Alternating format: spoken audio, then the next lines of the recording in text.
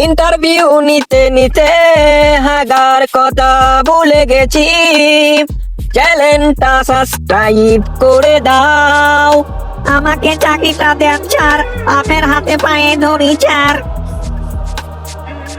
ওরে বাবারে, ইন্টারভিউ নিতে নিতে আমার হাগা পায়ে গেল, একটাও মনের মতন ক্যান্ডিডেট পাইলাম না। কোনো সমস্যা নাই, আরো অনেক ক্যান্ডিডেট আছে স্যার। তাড়াতাড়ি ধরে নিয়ে আয়, ইন্টারভিউ নিতে হবে, আমার হাগার চাপ পাইতাছে। পরের জন মিস্টার টমেটো, আপনি ভিতরে তাড়াতাড়ি আসেন। May I come in sir?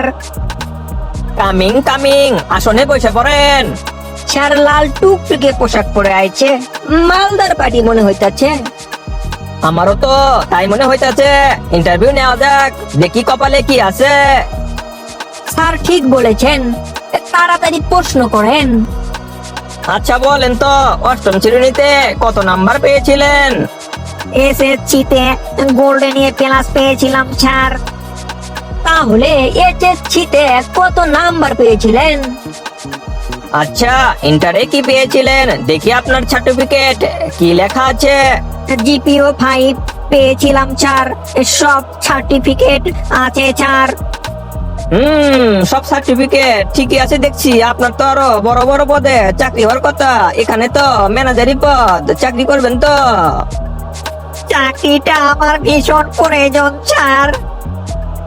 ওরে বাবারে, চাকরির প্রয়োজন ঠিক আছে, কিন্তু ভীষণ প্রয়োজন কিসের জন্য? আমার পরিবারে ভীষণ অভাব স্যার, মা বাবা ভাই বোন নিয়ে কষ্টে আছি স্যার। চাকরিটা না হলে স্যার না খেয়ে রাস্তায় থাকতে হবে স্যার।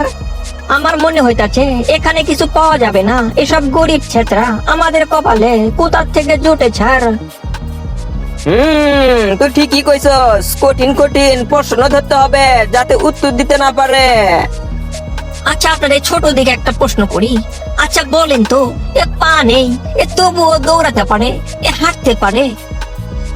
পা নেই তবুও হাঁটে, এটা সময় হবে স্যার। ওরে বাবা রে, এ সময় হাঁটে না রে, সময় চলে যায়। তুমি ভুল উত্তর দিয়েছো।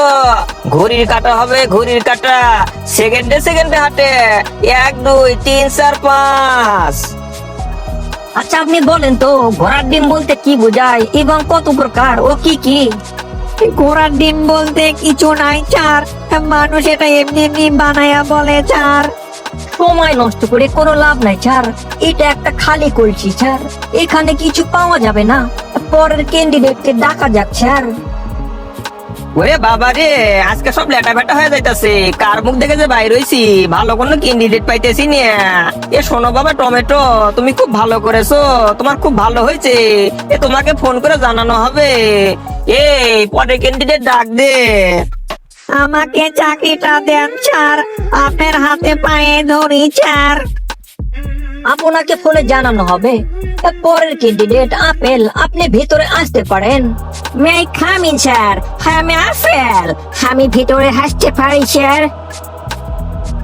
আরে খামিন খামিন, ভিতরে আসুন। ভিতরে আইসে আপনার আসন গ্রহণ করুন, আর চট কয়টা প্রশ্নের উত্তর দিয়ে যান। আপনি এর আগে কোথায় কোথায় চাকরি করেছেন? আমার খ্যাতি অনেক বড় স্যার।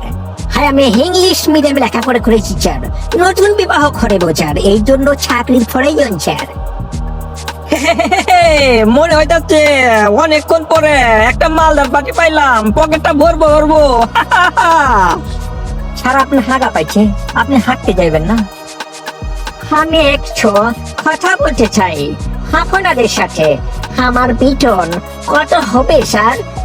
প্রতি মাসে 1,50,000 টাকা পাইবেন, বোনাস আছে, সাথে সাইড ইনকাম আছে। সারাদিন ইন্টারভিউ নিতে নিতে আমি তেনা তেনা হয়ে গেলাম, তবুও মনের মতন একটা খরিদ্দার পাইলাম না। আমার তো হাগার চাপাইতেছে, ভালো দেখে একটা ক্যান্ডিডেট পাঠাই দাও। তাহলে আমি আপনাদের একটু মিষ্টি মুখ করাতে চাই, কোনো টেনশন করবেন না স্যার। এ কিরকম মিষ্টি খাওয়াইতে চাও? আমার বাসায় তো কোনো ফ্রিজ নাই। আপনি স্যার কোথায় থাকেন? আমি তো ভাড়া বাসায় থাকি, একটা ফ্ল্যাট কিনবো চিন্তা করেছিলাম, কিন্তু বইয়ের কসমেটিক কিনতে কিনতে আমি ফতুর হয়ে গেছি। তাহলে আমি আপনাকে একটা ফ্ল্যাট গিফট করতে চাই, যেখানে আপনি আরাম করে থাকতে পারবেন, কোনো সমস্যা হবে না স্যার। আমি বাসায় থেকে মোটরসাইকেলে যাওয়া আসা করি, বৃষ্টির দিন আমার শরীর ভিজে যায়, আমার খুব কষ্ট হয়, আমার দিকে একটু দেখবেন। কোনো চিন্তা নাই, আমি আপনাকে একটা প্রাইভেট গাড়ি গিফট করে দিব, তাতে করে আপনি যাওয়া আসা করতে পারবেন, কোনো সমস্যা হবে না।